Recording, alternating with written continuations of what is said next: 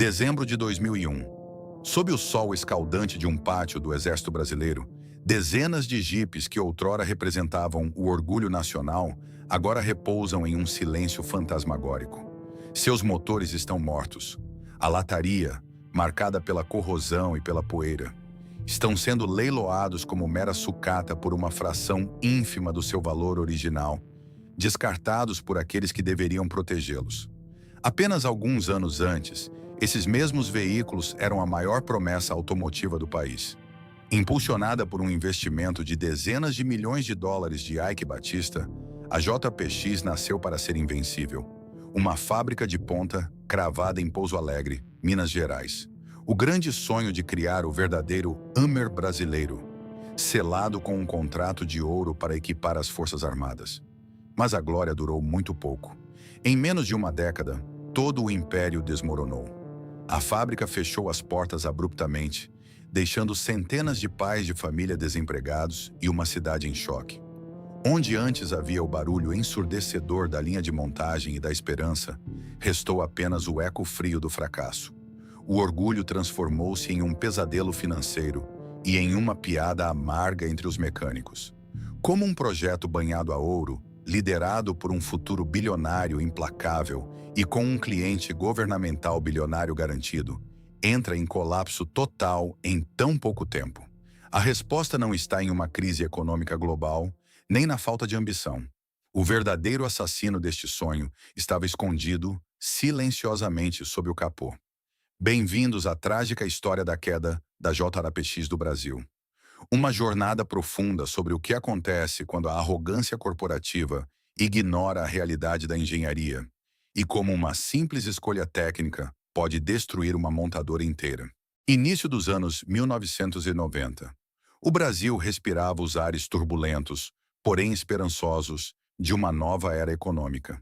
Após décadas de um mercado fechado, protegido por pesadas barreiras tarifárias, que resultaram em uma indústria automotiva nacional estagnada, famosamente rotulada de carroças pelo então presidente Fernando Collor de Mello. As fronteiras comerciais começavam a se abrir. Nas ruas de terra do interior e no asfalto esburacado das metrópoles, os motoristas brasileiros ansiavam por modernidade. Queriam máquinas robustas, capazes de enfrentar a geografia implacável do país, mas que não abrissem mão de algum conforto e tecnologia contemporânea. Neste cenário de transição histórica, um jovem, impetuoso e carismático empresário viu muito mais do que uma simples oportunidade de negócio. Ele viu o palco perfeito para eternizar o seu ego. Seu nome era Eike Batista. Muito antes de se tornar a face global do colapso espetacular do grupo EBX nas décadas seguintes, Eike já era um homem de riquezas astronômicas. Sua fortuna inicial havia sido forjada nas minas de ouro e na exploração agressiva de recursos naturais através de sua empresa TVI's Gold. No entanto, extrair minérios das entranhas da terra já não era o bastante para sua ambição desmedida. Eike desejava transcender. Ele queria deixar um legado tangível, um produto de consumo que levasse a sua marca e rodasse por todo o país como um símbolo de poder industrial. Ele decidiu que não queria apenas comprar carros de luxo. Ele queria construir a sua própria montadora. O plano desenhado nas pranchetas era audacioso. Criar um veículo utilitário esportivo, um Jeep 4x4 puro sangue, que fosse inquebrável nas trilhas densas da floresta amazônica, resistente no calor do cerrado e imponente o suficiente para ser desfilado nas avenidas nobres de Ipanema e Leblon. O Brasil, na visão do empresário, precisava de um Hummer Tropical. A semente desse império de metal foi plantada estrategicamente no sul do estado de Minas Gerais, na cidade de Pouso Alegre. A escolha do local não foi acidental. Geograficamente posicionada no coração pulsante do Sudeste, entre os três maiores centros de riqueza e consumo do país, São Paulo, Rio de Janeiro e Belo Horizonte, Pouso Alegre oferecia uma logística invejável. Além disso, o governo local, ávido por desenvolvimento, concedeu generosos incentivos fiscais, enquanto a região oferecia uma força de trabalho abundante, pronta para abraçar a carteira assinada da indústria pesada. As obras começaram com um ritmo frenético e a injeção maciça de capital que se tornariam a marca registrada de Eike. Dezenas de milhões de dólares foram despejados para erguer um complexo fabril moderno. Não se tratava de um galpão improvisado de fundo de quintal. A recém-batizada JPX, Jeep somado à letra X, a assinatura pessoal que Ike acreditava ter o poder místico de multiplicar riquezas, foi projetada para ser um modelo de eficiência de primeiro mundo. Maquinário de ponta foi importado. A linha de montagem foi desenhada com padrões rigorosos. Para a população de Pouso Alegre, a construção da fábrica representava mais do que concreto e aço. Era a promessa de um futuro próspero. Centenas de trabalhadores locais vestiram os uniformes da empresa, orgulhosos por fazerem parte de um momento histórico. O nascimento da primeira montadora de veículos 4x4, com capital genuinamente nacional, em muitos anos. O cheiro de tinta fresca, graxa e solda nas instalações recém-inauguradas simbolizava o progresso inatingível, tornando-se realidade. Contudo, nos bastidores refrigerados das salas de reunião, havia uma barreira técnica brutal que nem mesmo a fortuna de Ike Batista poderia contornar em curto prazo.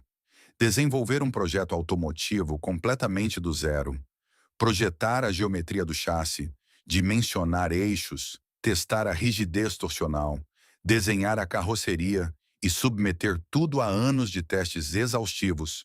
É um processo monumental que consome quase uma década e bilhões em investimento. Ike era, essencialmente, um homem consumido pela pressa. Ele não estava disposto a esperar 10 anos. Ele queria o produto final saindo da sua fábrica para o mundo imediatamente. Essa urgência desenfreada gerou a primeira grande contradição do projeto e plantou a semente silenciosa da tensão que ditaria o destino da empresa. Para criar o seu alardeado Jeep brasileiro, Ike precisou cruzar o Atlântico e ir às compras na Europa. A solução encontrada estava escondida na França, nos portões de uma pequena, mas respeitada, fabricante de veículos utilitários e militares de nicho, chamada Alverland.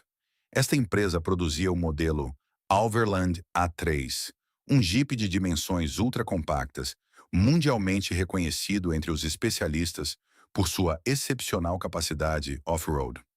Seu segredo residia em um sistema de suspensão inovador com molas helicoidais de longo curso e um chassi absurdamente rígido que o permitia transpor obstáculos que faziam outras marcas consagradas ficarem pelo caminho. O bilionário brasileiro não hesitou. Ele assinou os cheques e comprou os direitos e a licença de produção do Alverland A3 para o Brasil. A estratégia oficial da JPX não era apresentar o veículo como uma mera cópia, mas sim como uma evolução. O excelente e comprovado chassi francês, juntamente com seu sistema de suspensão brilhante, seria importado em conceito, mas a carroceria original, considerada muito espartana e feia para o mercado consumidor comum, seria completamente descartada. Em seu lugar, designers no Brasil desenharam uma roupagem inteiramente nova. Linhas mais agressivas, retas, imponentes, criando uma estética de veículo militar robusto que enchia os olhos. Uma carroceria construída no Brasil para abraçar uma alma mecânica francesa. O veículo já tinha um nome definitivo: JPX Montes. Um nome que soava forte, evocando montanhas, aventuras e vitórias implacáveis. Naquele momento, no início da década, a narrativa externa era simplesmente impecável. A máquina de marketing vendia com maestria o patriotismo industrial, engenharia de elite, adaptada por mãos brasileiras, financiada pelo grande herói capitalista nacional. A fundação de Pouso Alegre estava sólida e os primeiros protótipos brilhavam sob os holofotes. Ike sorria com a certeza absoluta de que havia criado um gigante imparável. Mas ao tomar o atalho de importar um intrincado projeto europeu para enxertá-lo à força nas exigências brutais da geografia tropical, a diretoria da JBPX tomou uma decisão que, embora tenha garantido a inauguração relâmpago da fábrica, embutiu uma falha sistêmica invisível no DNA da empresa. A base estava construída, mas o peso que ela teria que suportar logo provaria ser esmagador. O ano de 1994 marcou a materialização da ambição. Quando as portas da fábrica em Pouso Alegre se abriram para revelar o primeiro lote comercial do JPX Montes, O impacto visual foi inegável.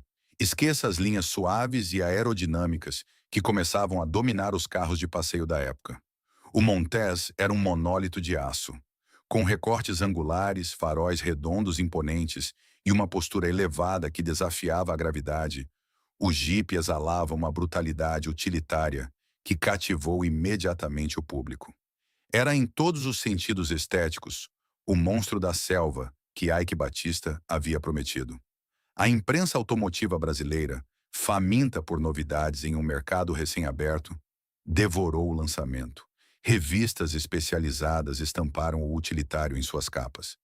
Jornalistas foram convidados para testes exaustivos em pistas de lama profunda e pedreiras intransponíveis. Foi lá que a herança da Overland francesa brilhou com intensidade ofuscante. O sistema de suspensão do Montez, com seus eixos rígidos apoiados em molas helicoidais de curso excepcionalmente longo, permitia que o veículo mantivesse todas as quatro rodas no chão, em terrenos onde a concorrência fatalmente tombaria ou ficaria presa. Ele não apenas superava os obstáculos, ele os devorava com uma facilidade que beirava a arrogância. Essa performance formidável atraiu a atenção do cliente mais cobiçado, exigente e lucrativo que uma montadora de utilitários poderia sonhar em ter no Brasil: as Forças Armadas. Naquela época, o Exército Brasileiro enfrentava um dilema logístico. Suas frotas precisavam de renovação. O lendário Toyota Bandeirante, embora indestrutível, era um projeto antiquado, pesado e desconfortável que se aproximava do fim de seu ciclo de produção. O Exército buscava um veículo tático leve, ágil, com alta capacidade de transposição de terreno e que crucialmente fosse fabricado em território nacional para garantir a soberania no fornecimento de peças. O JPX Montez parecia a resposta enviada pelos céus. Após uma série de testes rigorosos nos campos de instrução militar, onde a suspensão do Jeep mais uma vez provou ser uma obra-prima da engenharia off-road, o veredito foi dado. O governo brasileiro assinou contratos milionários para a aquisição de centenas de unidades do JPX para equipar os batalhões do Exército e, posteriormente, corporações da Polícia Militar em diversos estados. As viaturas foram pintadas no verde-oliva característico e começaram a patrulhar as fronteiras, as florestas e os centros urbanos do país. Este foi o apogeu absoluto da JPX. O endosso militar funcionou como um selo de invencibilidade. Para o consumidor civil, fazendeiros, engenheiros de campo, aventureiros e executivos que queriam exibir um símbolo de robustez no trânsito das capitais. O raciocínio era simples e poderoso. Se o Jeep era duro o suficiente para o exército brasileiro, certamente era perfeito para o uso cotidiano. As filas de espera nas recém-inauguradas concessionárias começaram a crescer. Ike Batista, colhendo os frutos de sua audácia, posava para fotos ao lado de suas criações, consolidando sua imagem não mais apenas como um magnata da mineração, mas como um capitão da indústria automotiva nacional. O orgulho transbordava. A fábrica operava em ritmo acelerado, contratando mais operários, estendendo turnos e tentando saciar uma demanda que parecia infinita. No entanto, sob o verniz brilhante do sucesso militar e midiático, as primeiras rachaduras estruturais começavam a se formar silenciosamente no chão de fábrica em Pouso Alegre. A pressa, a mesma pressa que forçou a compra de um projeto estrangeiro em vez do desenvolvimento de um nacional, agora ditava o ritmo da produção. O projeto original francês, o Overland A3, era um veículo extremamente leve, quase espartano em sua construção. Mas o mercado brasileiro e as Forças Armadas exigiam mais espaço, mais metal e uma aparência mais encorpada. A nova carroceria, desenhada pela JPX, adicionou centenas de quilos extras ao peso total do veículo. O Montez tornou-se um gigante pesado, mas a estrutura mecânica que o suportava não foi redimensionada com a mesma proporção. Além disso, a linha de montagem, operada por trabalhadores locais dedicados, porém inexperientes na complexidade de encaixes de um projeto híbrido franco-brasileiro, começou a apresentar inconsistências. Portas que não fechavam perfeitamente, infiltrações de água na cabine e acabamentos plásticos que se soltavam eram reclamações que começavam a sussurrar nos corredores das concessionárias. Mas quem se importava com o alinhamento de uma porta quando o veículo ostentava a farda do exército? Em meio à euforia dos lucros iniciais e à vaidade do sucesso midiático, a diretoria da JPX ignorou esses primeiros sinais de alerta. Eles foram tratados como problemas normais de início de produção, meros detalhes de ajuste que seriam corrigidos com o tempo. A ordem era não parar as máquinas. O volume de entregas importava mais do que a precisão milimétrica. Eles não sabiam, mas o peso extra daquela imponente carroceria de aço não estava apenas forçando os painéis da cabine, estava exigindo um esforço hercúleo do coração do veículo. E enquanto a banda tocava e os jipes desfilavam orgulhosos, o verdadeiro desastre estava prestes a explodir debaixo do capô, onde a geografia tropical não perdoa erros de cálculo. A decisão mais crítica na concepção de qualquer veículo off-road não reside apenas no desenho de seu chassi ou na resistência de sua carroceria, mas fundamentalmente em seu coração mecânico, o motor. Para o JPX Montez, a escolha desse trem de força selaria não apenas a sua capacidade nas trilhas, mas em última instância, o seu atestado de óbito.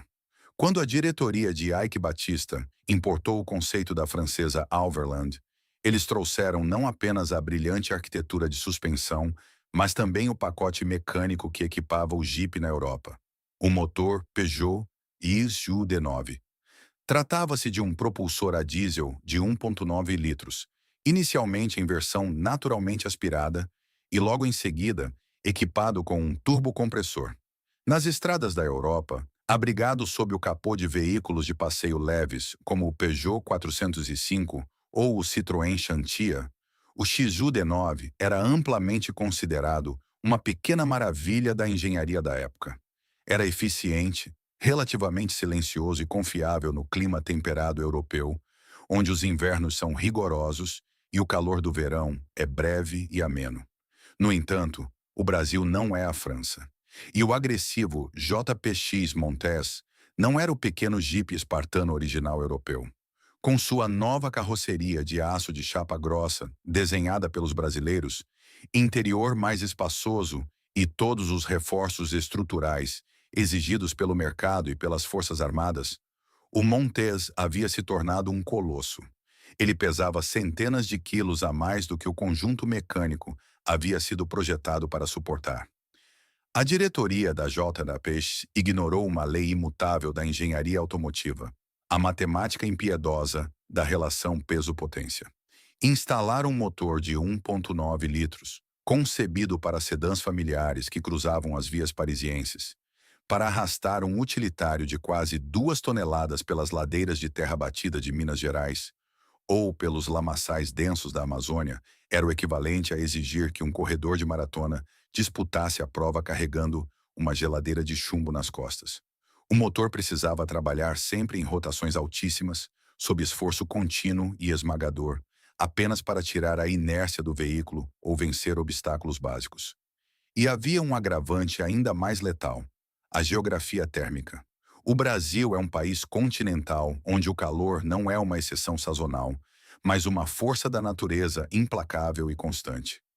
Em muitas regiões onde o JPX seria usado, temperaturas beirando os 40 graus Celsius no asfalto ou na terra são a rotina. O sistema de arrefecimento do motor Peugeot, seu radiador, a bomba d'água, as galerias de circulação interna, havia sido calculado para a realidade climática da Europa. Para piorar, o cofre do motor do JPX Montez era estreito e mal ventilado, sufocando a máquina. A passagem de ar frontal era obstruída pelo guincho mecânico, pela grade robusta e até mesmo pela roda de estepe em algumas configurações militares, criando um forno sem rota de escape. O monstro da selva, vestido em aço e fardas, havia recebido um coração delicado, incapaz de transpirar sob o sol escaldante dos trópicos. O desastre estava armado. Não demorou muito para que a física cobrasse o seu preço, e ela o fez da forma mais destrutiva possível. O motor Peugeot ASU-D9 possuía uma característica construtiva comum em motores diesel modernos de alta eficiência. Um bloco inferior robusto feito de ferro fundido, acoplado a um cabeçote superior moldado em alumínio. Essa combinação exige um controle rigoroso de temperatura, pois o ferro e o alumínio expandem e contraem em taxas diferentes quando expostos ao calor extremo.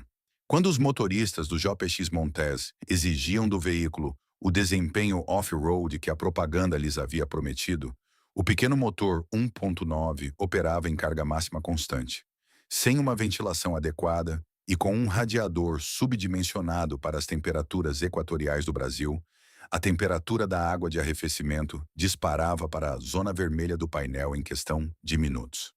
Dentro do motor, a temperatura extrema fazia o cabeçote de alumínio se expandir além do limite tolerável, entrando em violento atrito e torção contra o rígido bloco de ferro fundido.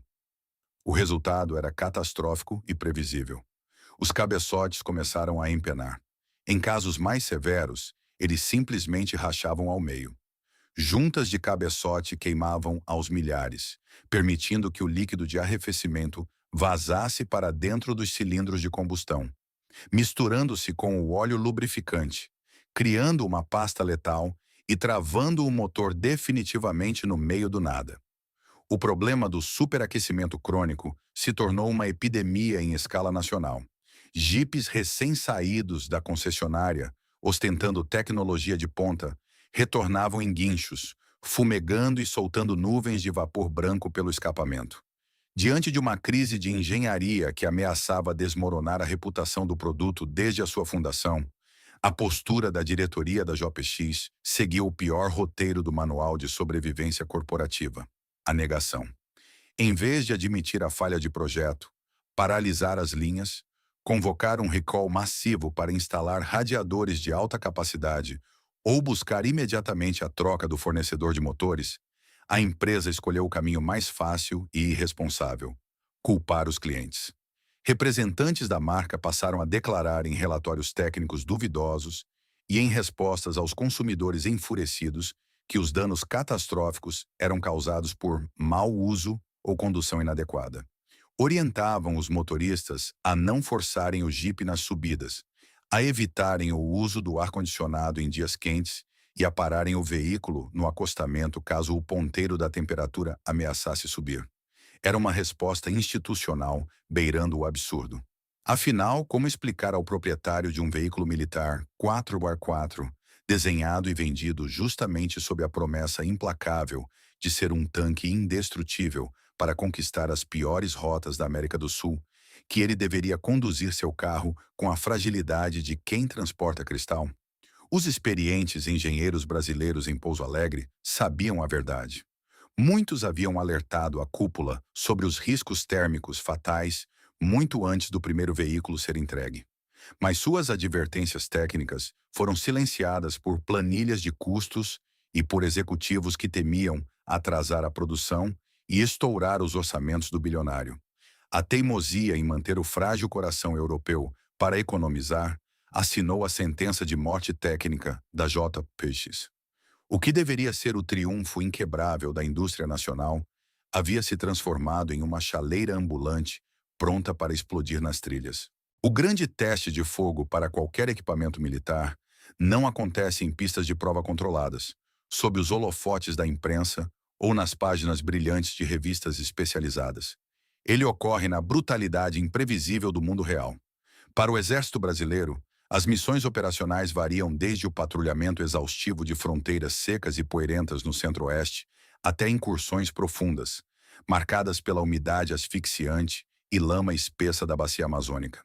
Quando as primeiras frotas do JPX Montez foram enviadas para esses teatros de operação, a expectativa dos comandantes era ter em mãos uma máquina de guerra incansável, um pilar logístico inquebrável. A realidade, no entanto, logo se revelou um desastre tático em movimento. Nos comboios militares, a disciplina e a sincronia são vitais. Um veículo que para subitamente não apenas atrasa a missão de abastecimento ou patrulha, ele compromete a segurança de todo o pelotão. E foi exatamente isso que o Montez começou a fazer com uma frequência alarmante. Relatos de campo começaram a inundar os quartéis generais com descrições de falhas humilhantes. Durante exercícios táticos de rotina, muitas vezes sob o sol a pino, os jipes simplesmente ferviam. O silêncio tenso da selva ou o farfalhar do cerrado eram frequentemente rompidos pelo som sibilante e agudo do vapor, escapando sob alta pressão das tampas dos radiadores subdimensionados. Para um soldado em operação, a quebra de um veículo em terreno hostil representa uma vulnerabilidade inaceitável. O Montez, com sua aparência intimidadora de tanque de guerra em miniatura, muitas vezes precisava ser rebocado de volta à base de forma vergonhosa. Ironicamente, os responsáveis pelos resgates costumavam ser os velhos caminhões pesados ou os antiquados Toyota Bandeirante, que a própria JLPX havia sido contratada para substituir. A imagem de um utilitário recém-adquirido, financiado por orçamentos milionários da Defesa Nacional, inerte no meio de uma estrada de terra com o capô levantado, era um golpe direto no orgulho da corporação. Nas oficinas mecânicas dos batalhões, os chamados parques de manutenção, a frustração transformou-se rapidamente em um desespero técnico. Os mecânicos militares brasileiros são amplamente respeitados por sua capacidade de consertar quase qualquer coisa com recursos limitados, mantendo frotas da época da Guerra Fria em pleno funcionamento. No entanto, o motor Peugeot Yeezu D9 provou ser um enigma insolúvel para as rotinas militares tradicionais. O problema não residia na falta de habilidade dos sargentos e soldados, mas sim na incompatibilidade genética e termodinâmica do projeto. Ao abrirem os motores fervidos, os mecânicos do exército encontravam um cenário de devastação interna. Os cabeçotes de alumínio não estavam apenas empenados pela temperatura extrema. Eles apresentavam trincas profundas, deformados de forma irreversível pela batalha térmica que travaram e perderam contra o bloco de ferro fundido. As juntas de vedação encontravam-se completamente desintegradas. A mistura letal de líquido de arrefecimento borbulhante e óleo de motor criava uma borra espessa e corrosiva que destruía o sistema de lubrificação, condenando bielas, anéis e mancais à destruição total por atrito. A logística de peças de reposição, que Ike Batista havia garantido publicamente ser nacional, abundante e ágil, rapidamente se mostrou outro gargalo insuportável. Embora a grossa carroceria de aço fosse moldada e soldada em Pouso Alegre, o coração frágil e problemático do Jeep era importado da Europa. Quando o exército brasileiro começou a solicitar dezenas e depois centenas de cabeçotes de reposição simultaneamente, a cadeia de suprimentos da JPX entrou em colapso. Batalhões inteiros viam suas novas frotas de Montez encostadas indefinidamente nos pátios. Em atitudes de desespero logístico, mecânicos começaram a canibalizar peças de um veículo quebrado para tentar fazer outro rodar. Uma prática conhecida no jargão militar, mas absolutamente inaceitável para uma frota nova ainda coberta pela garantia de fábrica. A crise operacional escalou rapidamente pela cadeia de comando. Em Brasília, generais e oficiais responsáveis pelas aquisições de material bélico passaram a analisar os relatórios técnicos e as planilhas de custo com profunda indignação. O custo por quilômetro rodado e a taxa de indisponibilidade do JPX Montez haviam disparado a níveis astronômicos. O utilitário que deveria ser a solução econômica e definitiva transformou-se em um dreno financeiro imprevisível. Além do prejuízo material, a quebra de confiança era irreparável. O exército, que havia apostado seu peso institucional, seu prestígio e seu orçamento na promessa de nacionalização de Ike Batista, sentiu-se ludibriado por uma montadora que entregou uma casca bélica escondendo uma engenharia civil delicada e inadequada para o trópico. A diretoria da JPX ainda tentou intervir, enviando seus próprios engenheiros de fábrica aos batalhões. Prometeram soluções imediatas e realizaram ajustes de emergência. Algumas unidades chegaram a receber adaptações paliativas e quase amadoras, como a instalação de ventoinhas auxiliares improvisadas ou alterações invasivas na grade frontal, para forçar um maior fluxo de ar. Mas o estrago na reputação já estava cristalizado. As soluções não passavam de band-aids aplicados sobre uma hemorragia de design conceitual. O motor francês simplesmente não suportava a carga física e térmica exigida por um veículo blindado operando sob o sol do Equador. O golpe final contra a montadora não foi desferido em um campo de batalha, mas nos silenciosos gabinetes de contratos do governo. O Exército Brasileiro, o maior e mais vital fiador da JPX, começou a suspender abruptamente as novas encomendas. Os relatórios de avaliação técnica eram contundentes e definitivos. O veículo não possuía a confiabilidade mecânica mínima necessária para garantir missões de segurança nacional. O cancelamento progressivo e inexorável dos contratos militares cortou de forma letal a principal artéria financeira da fábrica em Minas Gerais. Sem o fluxo de caixa constante e, principalmente, sem o selo de aprovação dourado das Forças Armadas, a montadora perdeu seu único pilar de sustentação real. A sentença de morte da JPX havia sido lavrada, carimbada e assinada pelas mesmas mãos verde-oliva que anos antes a haviam aplaudido em paradas militares. E enquanto as problemáticas frotas do Exército eram discretamente varridas para os fundos dos quartéis, à espera de inevitáveis leilões de sucata, uma questão ainda mais sombria emergia.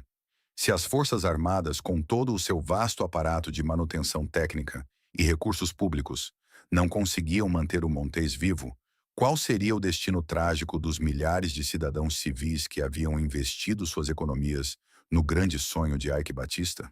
O pesadelo estava apenas prestes a transbordar dos quartéis para as rodovias do país.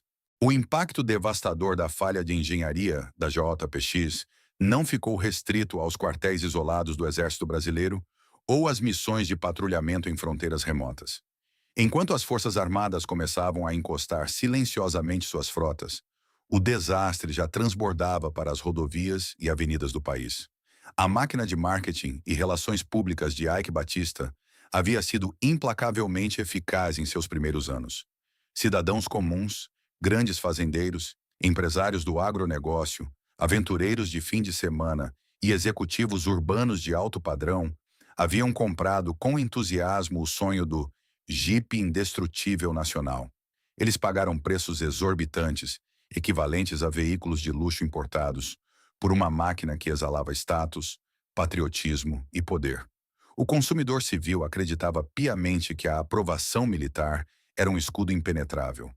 Afinal, se o exército confiava no veículo para defender o Brasil, ele certamente seria infalível para levar uma família à praia no fim de semana ou transportar suprimentos para uma fazenda no interior. No entanto, o frágil motor Peugeot Jude 9 sob o capô não fazia qualquer distinção entre uma farda camuflada e um terno bem cortado. A física da termodinâmica operava com a mesma crueldade. O peso colossal da carroceria de aço era idêntico. O sol escaldante dos trópicos aquecia o asfalto das metrópoles com a mesma intensidade que fervia a lama do Pantanal.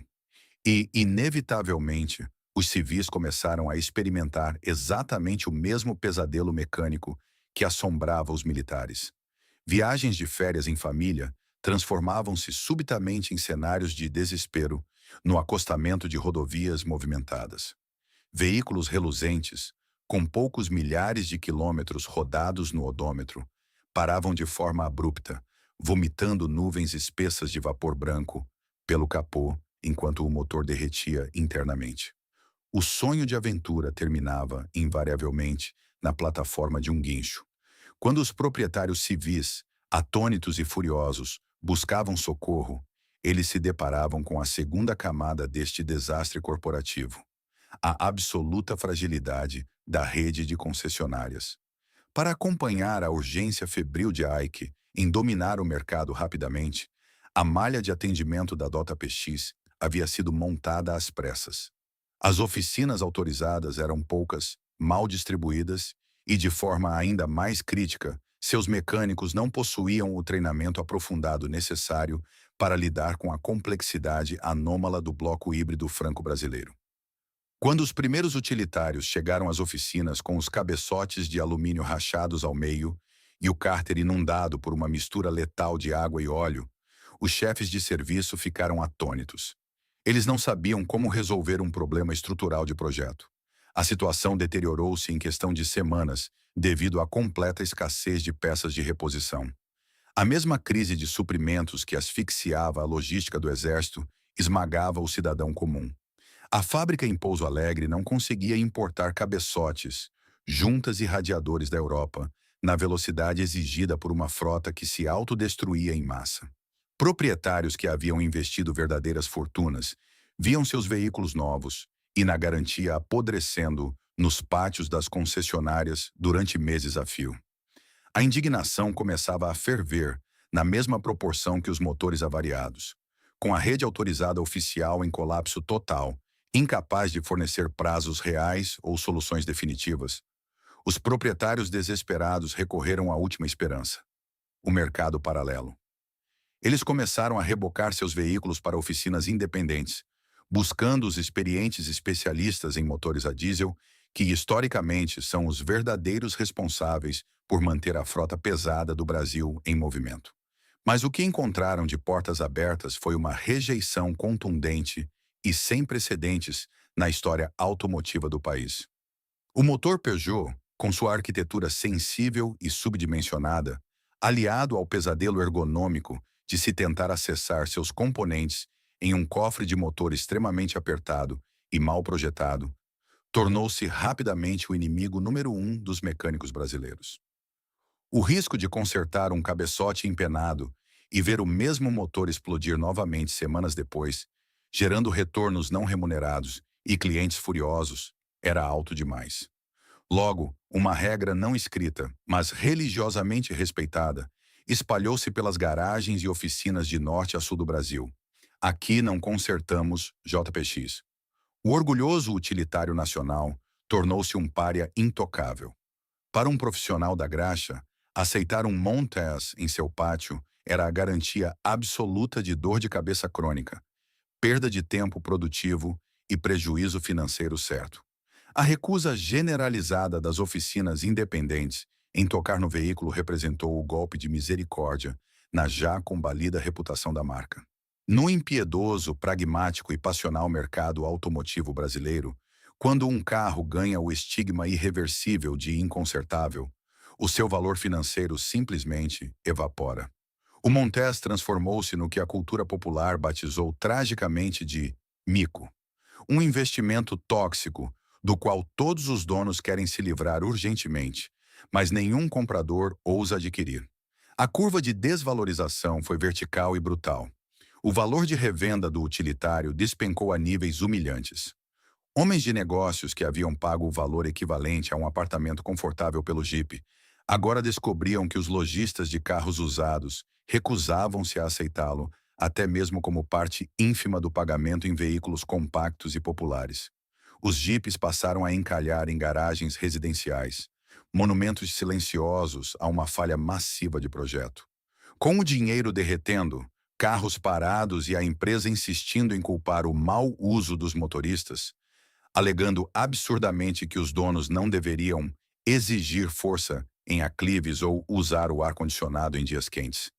A indignação civil transbordou das ruas diretamente para os tribunais.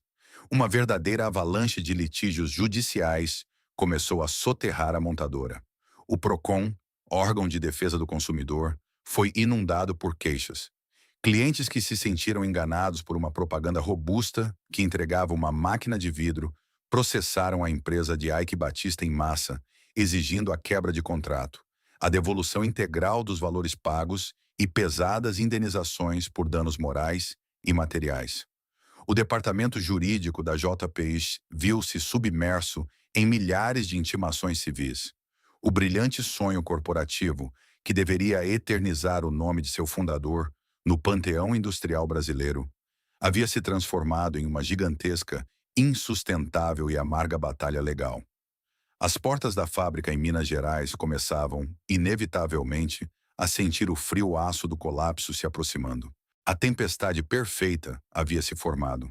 O cancelamento abrupto das encomendas militares e a enxurrada implacável de processos civis não representaram apenas um golpe fatal na imagem e no prestígio da JPX. Eles abriram um rombo financeiro catastrófico no coração da empresa. Uma montadora de veículos é, por sua própria natureza, uma operação de fluxo de caixa intensivo e brutal. Ela exige capital massivo e contínuo para manter a linha de montagem em movimento, adquirir matéria-prima, pagar uma vasta rede de fornecedores, honrar folhas de pagamento robustas e, crucialmente, investir em pesquisa para corrigir falhas. Quando os jipes deixaram de ser vendidos nas concessionárias e passaram a retornar em guinchos, a torneira das receitas da JPX secou quase instantaneamente. O sonho patriótico havia se transformado em uma hemorragia contábil incontrolável. Para salvar a montadora do abismo, seria necessária uma intervenção cirúrgica e milionária. A diretoria técnica sabia que a única saída viável era uma reengenharia completa do veículo. O frágil motor Peugeot Ixiu D9 precisava ser descartado imediatamente. Um novo trem de força, mais robusto, com maior torque e um sistema de arrefecimento tropicalizado, precisaria ser escolhido no mercado, homologado, testado e perfeitamente integrado à pesada carroceria do Montes. Esse processo custaria dezenas de milhões de dólares e exigiria anos de trabalho árduo, sem retorno imediato. Era o exato momento em que a empresa mais precisava da liderança e dos bolsos profundos de seu visionário fundador. Era a hora de Ike Batista assumir o erro de engenharia e financiar a dolorosa, porém necessária, ressurreição de sua fábrica. Mas a história empresarial de Ike Batista nunca foi marcada por recuos táticos pacientes ou por consertos obstinados de maquinário quebrado. Seu perfil psicológico e estratégico sempre foi o de um caçador de mega empreendimentos, impulsionado pela grandiosidade, pelo ineditismo e pela promessa de lucros astronômicos e rápidos. Quando um projeto perdia o seu brilho dourado, deixava de ser motivo de orgulho nas capas de revistas e começava a sugar energia em vez de gerar manchetes triunfais, o interesse do bilionário evaporava com a mesma intensidade e rapidez com que havia surgido. No final da década de 1990, enquanto a fábrica de Pouso Alegre lutava desesperadamente para respirar sob uma montanha de dívidas, estoques encalhados e motores fundidos, os olhos de Ike já estavam fixos em horizontes muito mais vastos. Ele orquestrava a transição de seus investimentos para o que viria a ser o monumental império EBX. Um conglomerado de proporções titânicas focado em infraestrutura, mineração pesada, exploração de petróleo offshore, logística e geração de energia. Nos escritórios luxuosos de sua holding no Rio de Janeiro, Ike falava em cifras de bilhões de dólares, em portos de águas profundas e na construção das maiores minas do mundo. Comparada a esses superprojetos mastodônticos que encantavam investidores globais e prometiam alterar a própria geografia econômica do Brasil, uma fábrica de utilitários defeituosos e endividada no interior de Minas Gerais tornou-se um estorvo minúsculo e constrangedor, um mero erro de percurso que não merecia mais o seu tempo, a sua energia ou o seu capital. Silenciosa e impiedosamente, o Criador virou as costas para a sua criação.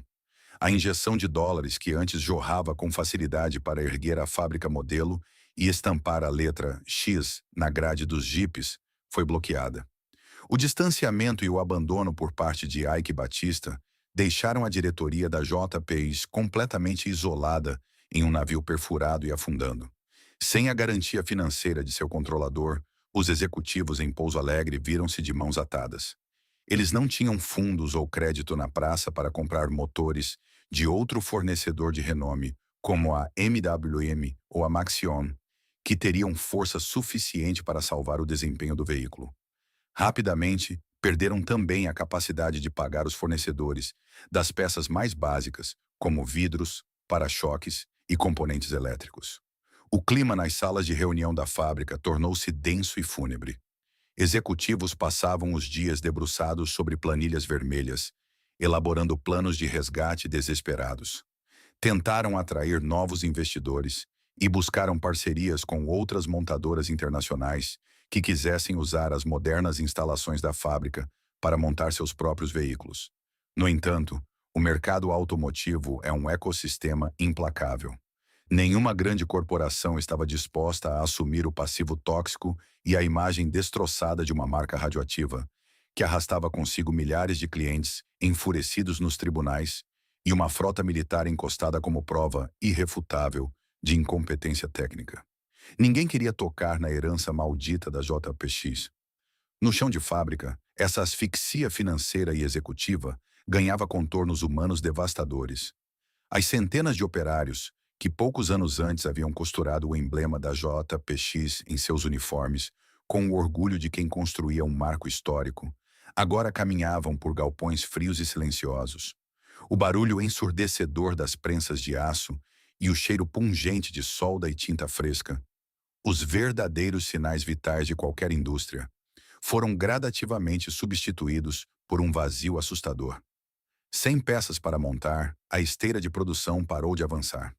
Os trabalhadores cumpriam seus turnos varrendo o chão, limpando as mesmas ferramentas repetidas vezes ou simplesmente olhando para os poucos esqueletos de jipes inacabados na linha, esperando por uma ordem de retomada que sabiam que nunca chegaria. O atraso nos pagamentos de fornecedores logo se refletiu nos salários. A sensação de orfandade era palpável. Eles não eram apenas funcionários de uma empresa em crise técnica. Sentiam-se como soldados rasos esquecidos em uma trincheira, abandonados à própria sorte pelo general que já havia voado para travar sua próxima guerra de bilhões de dólares. A sangria era fatal, e o fim era apenas uma questão de meses. O ano de 2001 amanheceu sobre Pouso Alegre não com a renovação enérgica típica de um novo ciclo industrial, mas com o peso sufocante de uma contagem regressiva impiedosa. A JPX do Brasil estava tecnicamente em suporte de vida, respirando por aparelhos financeiros que falhavam um a um. Nos escritórios corporativos cada vez mais esvaziados pela debandada de executivos, os poucos diretores que restavam ainda tentavam, num esforço quase heróico e desesperado, desenhar um plano de reestruturação. Havia boatos tensos nos corredores sobre negociações de última hora para finalmente substituir o problemático e frágil motor Peugeot por propulsores nacionais consagrados, possivelmente da MWM ou da Volkswagen. Ironicamente, era exatamente isso que os próprios donos de jipes já estavam fazendo de forma independente, gastando fortunas em oficinas paralelas pelo país apenas para manter seus veículos rodando. Porém, para uma fábrica homologar, testar e integrar legalmente um conjunto mecânico inteiramente novo, não basta força de vontade ou pressão de mercado. É preciso liquidez massiva. E os cofres da montadora estavam rigorosamente secos. As montanhas de processos judiciais de consumidores exigindo reembolsos e a ausência letal dos milionários contratos governamentais haviam destruído qualquer margem de manobra. Os bancos, cientes do status tóxico da marca, já não concediam um único centavo de crédito. Eike Batista, o mecenas e idealizador que ergueu o império de aço a partir do zero, já havia transferido seu foco, sua blindagem jurídica e, principalmente, sua fortuna para os superprojetos de mineração e infraestrutura da EBX.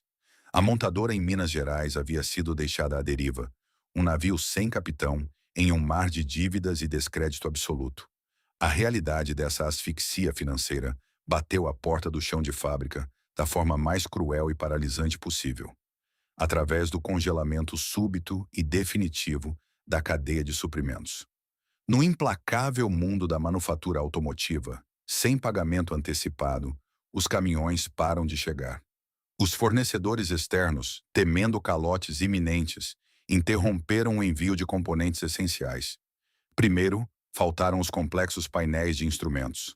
Depois, a escassez atingiu os chicotes elétricos, os vidros, os conjuntos ópticos e até mesmo os pesados pneus lameiros. A majestosa linha de montagem, que havia sido milimetricamente projetada para ejetar utilitários robustos em ritmo contínuo, começou a sofrer paradas intermitentes e humilhantes. Para os operários no pavilhão, o processo foi uma agonia psicológica em câmera lenta. No início do ano, os chefes de linha ainda conseguiam montar um ou outro veículo canibalizando peças de chassis rejeitados ou vasculhando os cantos mais escuros do almoxarifado em busca de parafusos, mangueiras e braçadeiras que pudessem completar um lote gravemente atrasado. Mas rapidamente, o estoque físico de peças originais, as últimas caixas de blocos de motor europeus e os paletes de chapas de aço moldado chegaram ao fim. O ritmo do trabalho, que antes era intensamente cadenciado pelo barulho seco das ferramentas pneumáticas, pelas faíscas da solda e pelo apito constante das pontes rolantes, tornou-se assustadoramente lento. Homens acostumados ao labor metódico e pesado encontravam-se subitamente ociosos. Passavam horas limpando as mesmas bancadas vazias, esfregando o chão impecável e sussurrando entre si sobre os temidos rumores de demissão em massa. O cheiro industrial característico de metal recém-cortado, borracha virgem e tinta fresca, foi sendo gradativamente substituído pelo odor melancólico de óleo frio e poeira acumulada. A imensa esteira central, o grande coração mecânico da fábrica, deu seus últimos e solitários solavancos. Avançou alguns metros com carcaças incompletas e, finalmente, parou para sempre. Não havia mais peças. Não havia mais dinheiro. O silêncio, antes um intruso tolerado apenas durante as rápidas trocas de turno ou madrugadas, agora se instalava como o novo, absoluto e permanente senhor do pavilhão. O silêncio das prensas e dos robôs foi apenas o prelúdio sombrio para o golpe final. Ele não veio com uma explosão de dramaturgia, mas com a frieza burocrática e cortante de um comunicado oficial do Departamento de Recursos Humanos. Em um dia nublado que ficaria permanentemente gravado na memória coletiva e econômica de Pouso Alegre, a direção da empresa convocou o restante dos funcionários para o pátio principal. Não havia mais ilusões sendo vendidas. Não havia promessas de investidores estrangeiros misteriosos surgindo para salvar o dia, nem discursos inflamados sobre o heroísmo de se construir o verdadeiro Jeep nacional. A mensagem transmitida através dos alto-falantes foi curta, gélida e irreversível. A JPX do Brasil estava encerrando oficialmente todas as suas operações de manufatura. A fábrica fecharia as portas imediatamente. A distribuição massiva das cartas de demissão transformou o grande refeitório e os corredores administrativos em um cenário de profundo luto industrial.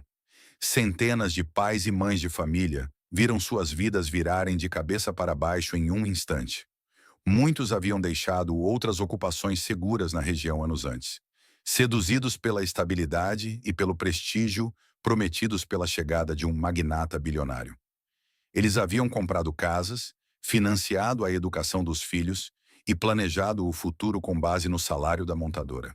O uniforme verde e caque com o icônico logotipo X bordado no peito, que por um breve período de euforia cívica foi exibido como um verdadeiro crachá de honra pelas ruas da cidade, agora era apenas um pedaço de tecido inútil impregnado com a incerteza do desemprego.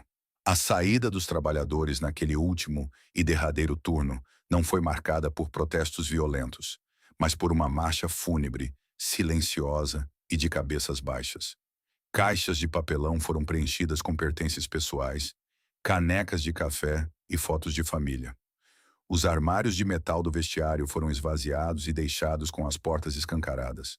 Homens de mãos calejadas, mecânicos e soldadores, incrivelmente talentosos que haviam passado os últimos anos tentando fazer peças de um quebra-cabeça defeituoso se encaixarem à força, despediam-se de suas amadas estações de trabalho. Antes de baterem o ponto pela última vez, muitos olhavam amargamente para as carcaças de aço nu do JPS Montes, que ainda pendiam presas nas garras da linha de montagem suspensa. Veículos abortados antes de nascerem, fantasmas de metal que jamais receberiam pintura, jamais veriam a luz do sol, jamais tocariam o barro das trilhas. Quando os enormes portões de ferro pesado da entrada principal se fecharam e as correntes foram trancadas com cadeados atrás do último operário, o colossal complexo industrial mergulhou em um coma profundo e definitivo. A fábrica de ponta, outrora o maior sonho automotivo do país e erguida sob o custo de dezenas de milhões de dólares, transformou-se instantaneamente em um mausoléu tecnológico. Lá dentro, alheios ao drama humano do lado de fora, os caros robôs de soldagem permaneceram congelados no meio de movimentos incompletos, como estátuas em um museu abandonado. Nos escritórios acarpetados, os quadros brancos ainda exibiam as metas de produção irrealistas do mês anterior, e projetos de design de futuras picapes e modelos militares de cabine dupla, que nunca passariam do papel, descansavam esquecidos em gavetas deixadas entreabertas. Onde antes pulsava a arrogante ambição de dominar o mercado continental e provar a supremacia da indústria local, restava apenas a escuridão e o eco sombrio do fracasso absoluto. A queda oficial da JPX não representou apenas a falência contábil de um cadastro nacional da pessoa jurídica. Foi a desintegração violenta de um símbolo de poder. Em menos de 10 curtos anos, a trajetória do veículo passou da euforia nacionalista e da glória dos contratos militares para o ostracismo humilhante. O temido e reverenciado Hummer Tropical foi aniquilado não por uma concorrência desleal de marcas estrangeiras ou por uma inevitável crise macroeconômica global, mas por uma combinação letal e caseira: vaidade corporativa cega, pressa executiva imprudente e uma falha de engenharia térmica basilar e imperdoável. E enquanto a poeira começava a cobrir o telhado da gigantesca fábrica silenciosa, a cidade de Pouso Alegre, agora ferida, se preparava para enfrentar a amarga e prolongada ressaca econômica que aquele império em ruínas havia acabado de legar ao seu povo. A falência de uma grande indústria pesada nunca é um evento isolado que termina quando os portões são trancados com cadeados pesados. Ela é um terremoto econômico e social cujas ondas de choque devastam silenciosamente as comunidades ao seu redor. Para Pouso Alegre, uma cidade em franco desenvolvimento no sul de Minas Gerais que havia atrelado grande parte de suas esperanças e de seu planejamento urbano ao sonho bilionário de Ike Batista, o fechamento abrupto da fábrica da J. Pages não representou apenas o fim de uma linha de montagem automotiva. Representou a morte súbita de um ecossistema econômico inteiro. Nos meses e anos que se seguiram à distribuição em massa das cartas de demissão, o impacto nas ruas foi imediato, profundo e brutal. Centenas de operários altamente qualificados, que haviam sido exaustivamente treinados especificamente para a manufatura de utilitários e estamparia de aço pesado, viram-se repentinamente lançados em um mercado de trabalho regional que não tinha absolutamente nenhuma capacidade para absorvê-los. Não havia nenhuma outra grande montadora de veículos, num raio de dezenas de quilômetros, precisando de soldadores especializados em chassis de jipes ou de engenheiros de produção de tração 4x4. As habilidades que esses homens haviam aperfeiçoado com tanto zelo, sacrifício e orgulho agora eram ferramentas inúteis em um município que voltava a depender do comércio básico e da agropecuária. O desemprego em massa gerou um efeito cascata impiedoso e visível. Restaurantes, lanchonetes e pensões, que costumavam ficar lotados nos horários de almoço, com funcionários e executivos vestindo os uniformes verdes da empresa, começaram a registrar cadeiras vazias e fecharam as portas logo depois. Lojas de ferramentas industriais, oficinas mecânicas que forneciam serviços terceirizados para os pátios, empresas de logística de transporte e até mesmo os pequenos mercados de bairro sentiram o golpe esmagador à medida que o dinheiro vivo desaparecia da circulação do comércio local. O tão alardeado sonho de transformar a região em uma Detroit mineira havia se estilhaçado na dura e fria realidade de uma cidade que agora precisava lidar com o esvaziamento imobiliário e o desespero de pais e mães de família que não sabiam como pagariam os aluguéis no mês seguinte. Muitos dos ex-trabalhadores da JAPX, sem qualquer alternativa viável em sua terra natal, foram forçados a uma dura e dolorosa diáspora.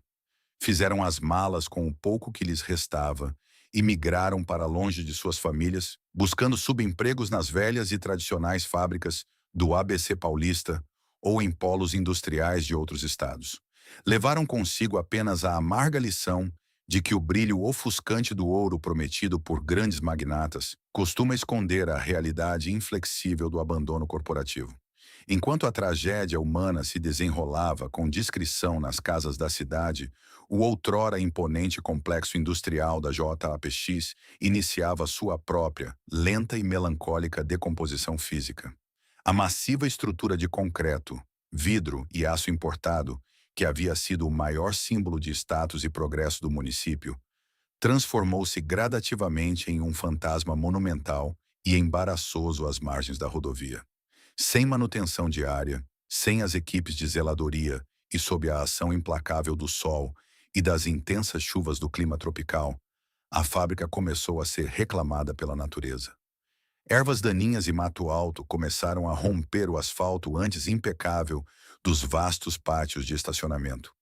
Os imensos letreiros brilhantes com o icônico X da marca foram perdendo a cor, desbotando e acumulando a sujeira das tempestades, enquanto as telhas começavam a ceder ao peso do abandono.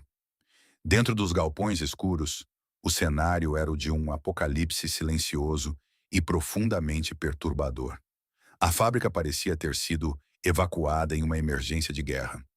Em algumas mesas de supervisores, pranchetas com anotações e relatórios de metas de produção ainda estavam intocadas desde o último dia de operação. Equipamentos industriais de ponta, importados da Europa e do Japão a peso de ouro e que sozinhos valiam dezenas de milhões de dólares, foram simplesmente largados. Robôs de soldagem de alta precisão permaneceram inertes e rígidos em seus braços articulados, acumulando uma espessa camada de poeira e os inevitáveis e alaranjados traços de ferrugem. Mais aterradora ainda era a visão dos gigantescos estoques de peças, estocados de forma perfeita, porém agora absurdamente inúteis. Pilhas geométricas de blocos de motores europeus amaldiçoados pelo defeito térmico. Montanhas simétricas de pesados pneus lameiros que o tempo ressecava silenciosamente. Dezenas de milhares de caixas virgens contendo faróis reluzentes, vidros temperados e engrenagens que nunca receberiam uma gota de óleo lubrificante. E dominando a cena, ao longo da majestosa esteira principal suspensa no teto, as carcaças cruas de aço dos jipes Montez pendiam como peças de carne presas em um imenso abatedouro. Era o testemunho mais visceral de uma linha de produção que teve seu batimento cardíaco cortado subitamente, congelada no exato microsegundo de sua extinção. O destino desse espólio abandonado foi tão cruel e sem honra quanto o fim da própria empresa.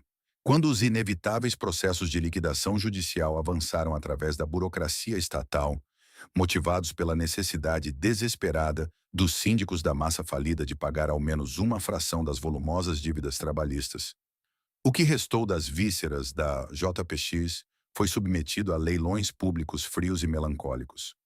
Lotes monumentais de peças genuínas foram vendidos pelo preço aviltante da sucata prensada. Maquinário robótico pesado, sem softwares atualizados, foi arrematado por centavos de dólar por especuladores de maquinário industrial.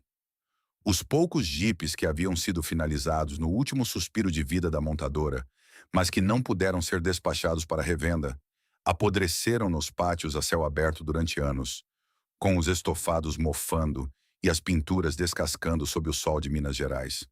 Quando os marteletes dos leiloeiros finalmente soaram, os orgulhosos veículos foram arrematados por curiosos, aventureiros e proprietários de ferro velho, por valores tão irrisórios que ofendiam diretamente a memória das milionárias propagandas que antes invadiam os horários nobres da televisão nacional. O gigantesco contraste entre o destino das cinzas da fábrica e a trajetória posterior de seu criador era uma ironia dolorosa demais para ser ignorada.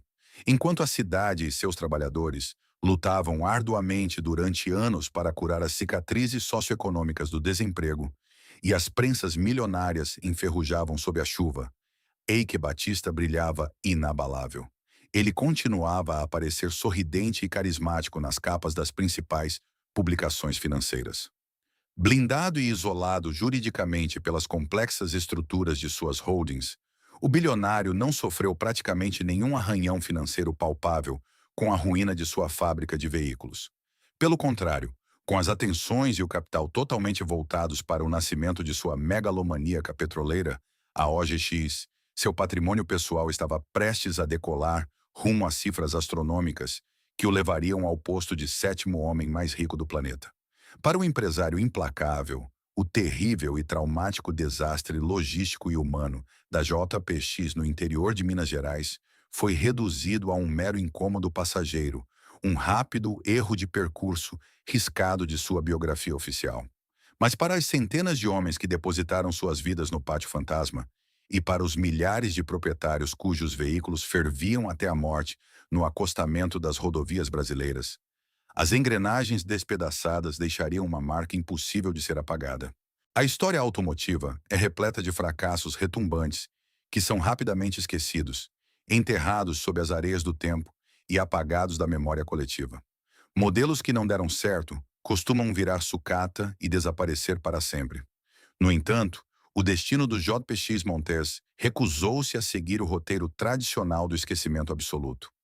Em uma das ironias mais fascinantes, resilientes e poéticas da indústria nacional, o utilitário que arruinou finanças, humilhou o exército brasileiro nas selvas e manchou permanentemente o currículo de um bilionário, encontrou uma bizarra e formidável ressurreição.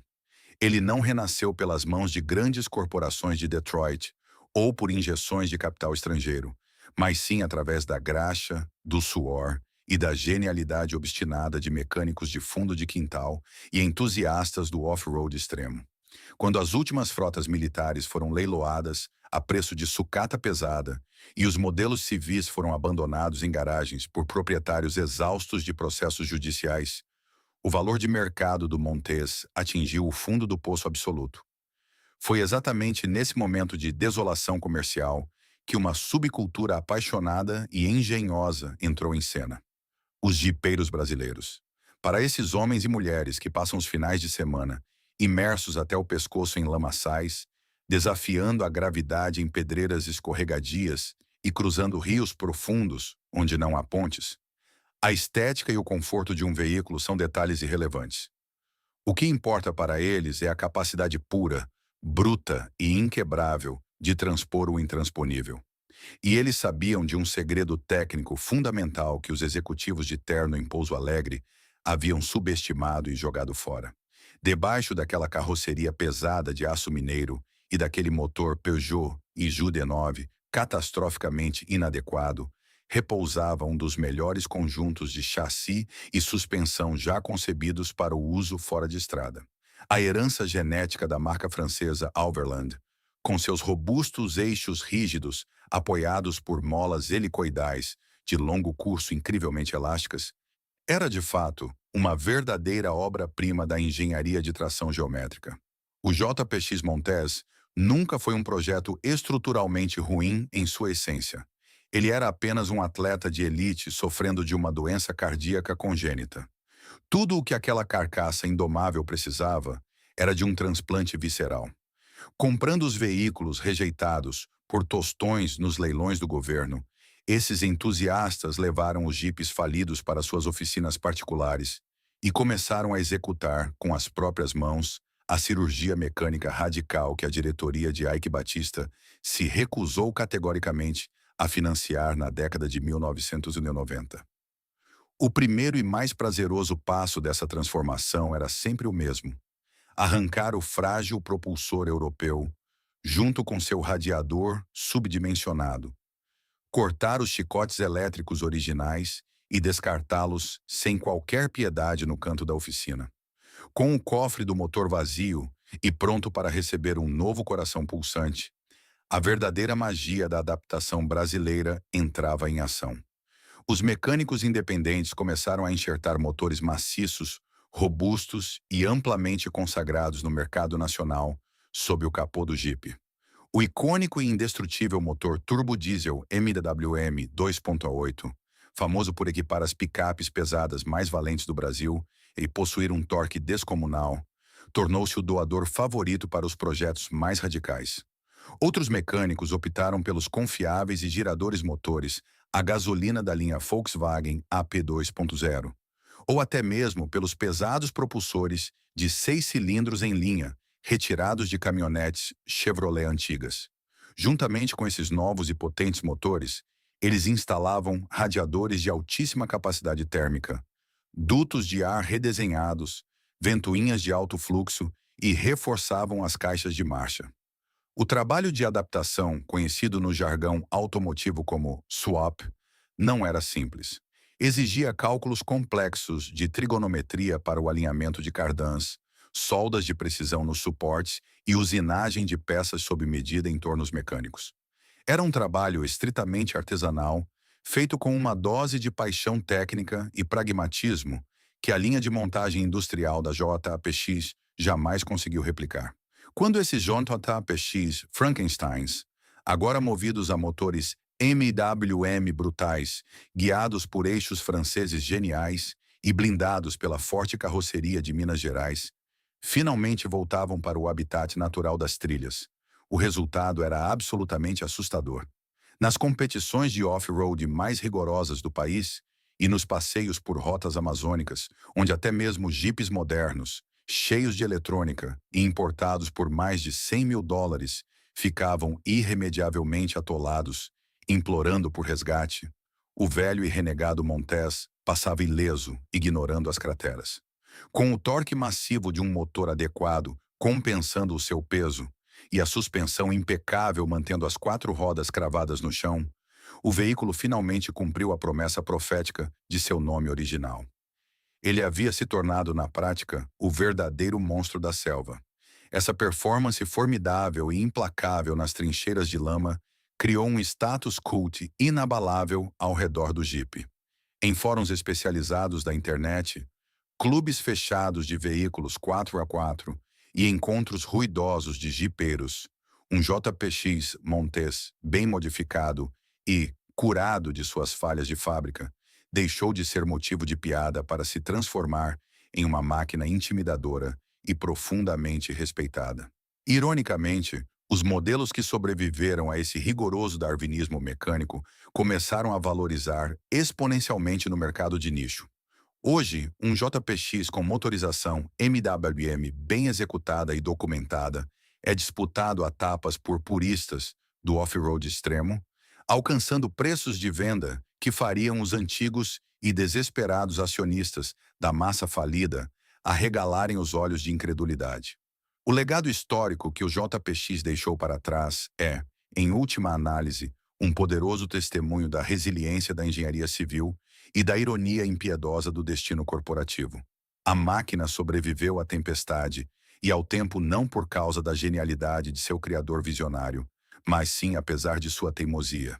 Eike Batista e sua diretoria engravatada injetaram dezenas de milhões de dólares em campanhas de marketing para vender uma ilusão de indestrutibilidade bélica que derreteu em vapor ao primeiro sinal de calor tropical genuíno. Foram necessários o colapso financeiro, a falência de dezenas de concessionárias, os leilões de sucata e as mãos sujas de graxa de cidadãos comuns de classe média para conseguir extrair, à força, o diamante mecânico bruto que estava enterrado sob a negligência e a pressa de uma grande corporação. O Jeep se recusou a morrer e sobreviveu à morte de sua própria montadora.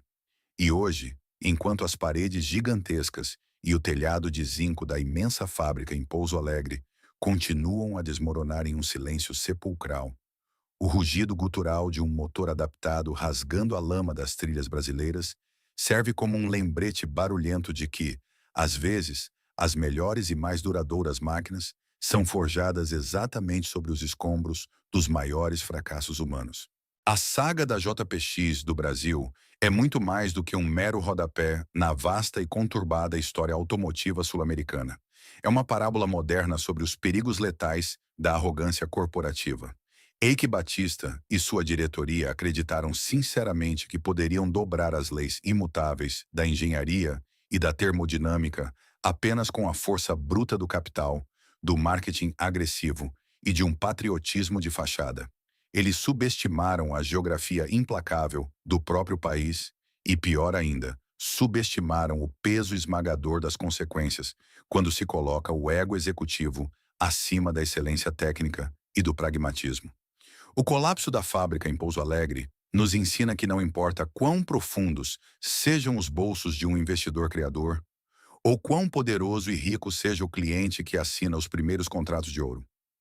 Se o alicerce do produto for construído sobre atalhos industriais e negações sistemáticas, o castelo de cartas inevitavelmente desmoronará sob o próprio peso.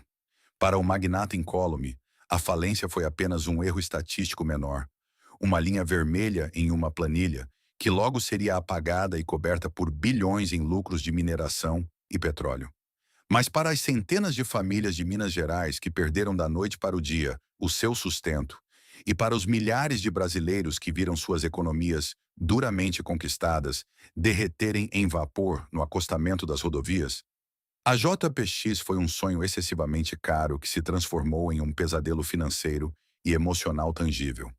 Hoje, as ruínas silenciosas da fábrica servem como um monumento amargo de concreto à vaidade industrial, enquanto os poucos jipes que ainda sobrevivem rugindo nas trilhas, graças exclusivamente ao suor, à paixão e à genialidade de mecânicos independentes, provam uma regra de ouro. O verdadeiro valor de uma máquina não está no emblema brilhante que ela carrega na grade, nem na fortuna de quem a financiou, mas na honestidade e na robustez de seu projeto. Se você gostou de conhecer as verdades ocultas por trás deste desastre automotivo e quer continuar explorando as histórias esquecidas das maiores indústrias, impérios e sistemas que moldaram e quebraram o nosso mundo, inscreva-se no nosso canal. Deixe seu comentário aqui embaixo. Qual outra montadora promissora ou grande fábrica que desapareceu misteriosamente você gostaria de ver dissecada aqui? Obrigado por assistir e até o próximo documentário.